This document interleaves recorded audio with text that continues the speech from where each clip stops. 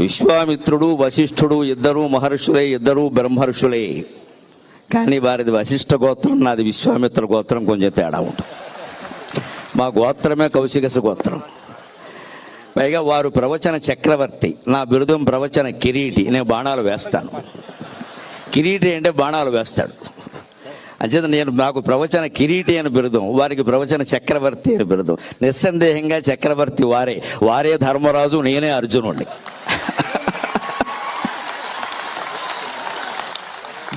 భారతం మొత్తంలో యుద్ధం గెలిచాక చక్రవర్తి ఎవరంటే ధర్మరాజే. అర్జునుడు ఎంత వీరుడైనా ధర్మరాజే అవుతాడు ఖచ్చితంగా. ఆ ధర్మరాజును ఆ రకంగా గౌరవించడమే అర్జునుడికి ఆనందం. ఆ గౌరవం ధర్మరాజుకి జరగడమే అర్జునుడికి ఆనందం.